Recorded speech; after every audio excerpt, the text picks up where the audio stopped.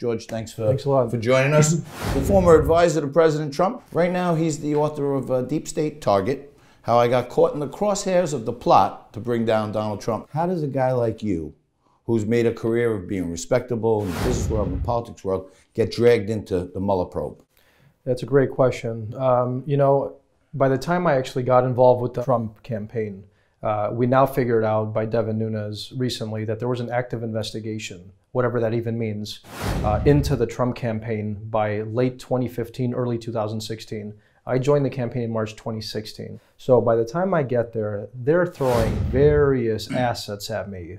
This guy, this professor, Joseph Mifsud, who I talk about a lot in the book, who's at the center of my case and the center of what was once known as the fake collusion narrative. This is the time when the FBI is trying to get FISA warrants on everybody. And I get an email from this guy, and he's like, I'm a Cambridge professor. I used to work for Reagan and some other guys.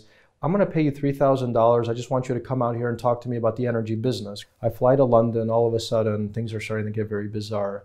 He's introducing me to this honeypot. She's trying to basically suggest to me that if I give her some stuff on Russia, she's going to sleep with me. I mean, it was a very strange situation. The missus probably didn't like this coming out. Luckily, I wasn't married at the time. I wasn't married to the beautiful woman I am now. But but even still, I was thinking I'm there on a business thing. This is Cambridge University, apparently. This isn't how things happen. So then I'm like, all right, that's just bizarre. Let me go talk to the professor the next day. And he starts bringing his phone out, putting it out in front of him, and starts asking me strange questions about Russian hacking and open-ended questions. Later on, we find out that this guy was wearing a wire. He was trying to get various guys in the Trump world to slip up with fake information that he was trying to insert in the conversation in order to get further warrants to spy on Trump himself. So tell me about this first call with Sam Clovis, where you supposedly discussed Russia. Yeah. So part of that conversation was basically like, we like your stuff in the energy world. I had a lot of ties to Israel. Okay, that's actually why I joined the Trump campaign and the Ben Carson campaign, because of my ties to the Israelis and to the Middle East. I had nothing to do with Russia.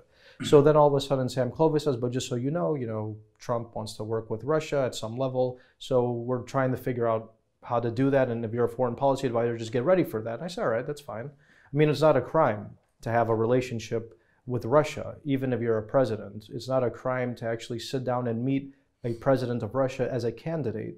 So that was the logic behind Sam Clovis's conversation with me. Nothing bad, nothing illegal about it. Was your involvement with Sam Clovis picked up on a FISA at that time? Is that how they zeroed in on you? I was under surveillance before joining the Trump campaign and while I was working on the Trump campaign with a FISA warrant on me. The whole thing was a conducted, pre-planned sabotage effort using the FBI, the full authority of the US intelligence apparatus, and foreign countries, as I explained in my book, the British, the Australians, and even some in Italy, who were working in tandem to make this fake scenario happen so that we would be, where the president's in limbo, his presidency might be questioned, right, and all of his associates would be going to jail like I did, or might be going to jail, and there might be further penalties. In your book, you talk about how you didn't lie, but yet you pled guilty to a lie. Jerome Corsi was also issued a plea where they wanted to plead guilty to lying when they couldn't even charge the crime. So do you think the government knowingly let you plead guilty to a crime you didn't commit? I'm 100% convinced of that. And that's why actually months before I was even going to jail, I was fighting back. I hired new counsel. We were looking at all options. How are we going to withdraw the guilty plea? I don't know if you remember that, or it was in the media at the time, but I was trying to withdraw from my guilty plea. But my lawyers were basically telling me, let's try and do it, but it's so hard. I don't know if we can even get you out of it, even though we later found out, much too late, that all this was a complete hoax, a setup, and false evidence was used against me, and my story was completely mischaracterized to the world to make it seem like I was doing something wrong when I wasn't. Our own government can spy on you and listen to your phone calls and read your emails and all this other good stuff if you're speaking to someone else who they allege is a foreign person of concern. And worse than that, they can go 2 hops from you. So if a FISA is on George, and George talks to John, then they can go look at John and listen to John's calls and see if there's anything there. And if John talks to Frank, then they can also go listen to Frank's calls. So they get like a 3X on American citizens that they can illegally surveil, in my view. They shape it all into, here's the dossier, here's Papadopoulos, he's the guy, and it winds up that you and basically everyone you know is being surveilled by our own government. Is that right? That's exactly right. You nailed it better than I've ever heard anybody on TV nail it the way you did. That's exactly what happened. What are you doing these days to get your career restarted, and what's happening with you? Yeah, so the book has taken up the last 6 months of my life. I've been really dedicated to making sure it comes out and looks great, and I hope America likes it.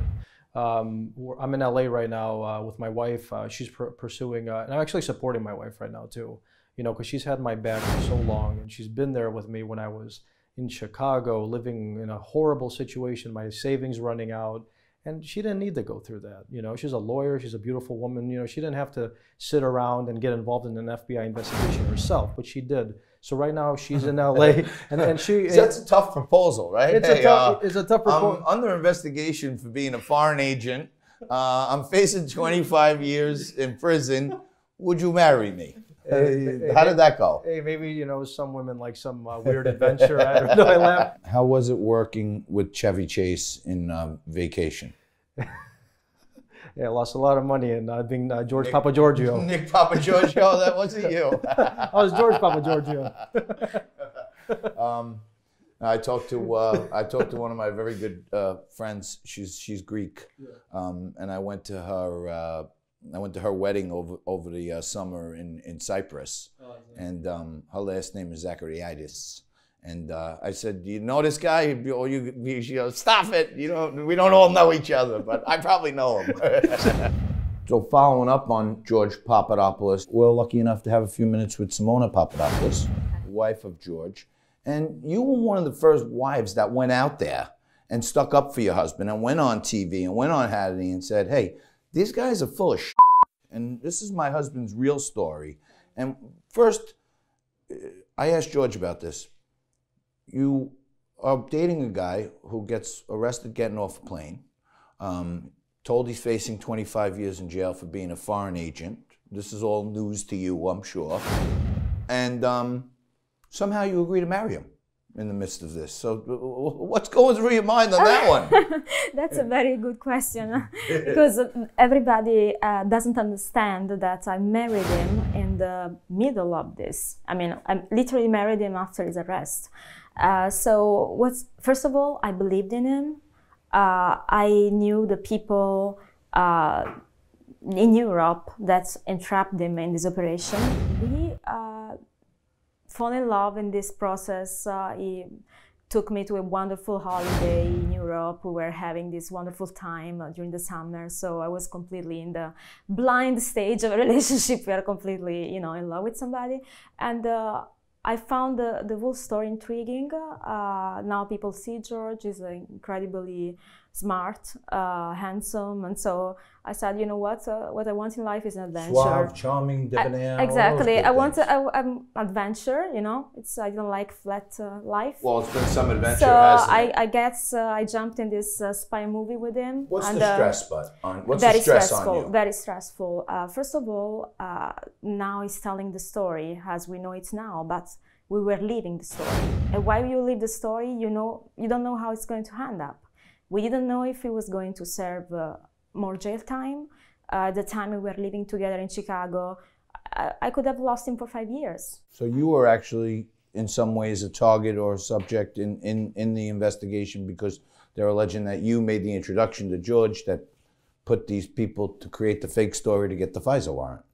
Basically. That's what was speculated. In the beginning, the reason why I was out there was simply to say, no, wait a minute, you got it all wrong. You got it all wrong. And the second time, when they were weaponizing him as this puppet to make fall President Trump, I knew his loyalty. I knew he never fall under FBI pressure. He never broke under the FBI pressure that were pushing him to lie, to entrap. Are you Russian? No, I'm Italian. I don't understand Italian? why. Yes. Really? That's Yes, great. I am. I'm Italian. I You're, love it. Yeah. I was guessing you look Yeah. Italian. You're Well, Napolitan? you never know. Someone may I am watch the show Napolitan and too. mistake the accent. So, Sono napoletana. Tu parli italiano? fantastic. I'm Sicilian and I speak Sicilian. Spanish. So we are both from the south. We are both from the south, but for some reason I became the this Russia spy wife. This gives you the measure of how far they push this narrative, this fantasy. Everything is a fantasy, and now the truth is out in his book. Tell our audience one great thing about George that he never gets to say about himself and that our viewers don't know about him. The viewers should see is courage, is brave, and that's the reason why it requires a lot of courage to expose what he's exposing. It's something that is huge. We're talking about the deep state, and thanks to him, America will get to know the truth. He's very brave, and to me, he's a hero. This woman has some great courage too, because she stood by his side and married him while he's facing 25 to life. Mrs. Simona Papadopoulos giving us the other side of the story. Go out and get Deep State Target.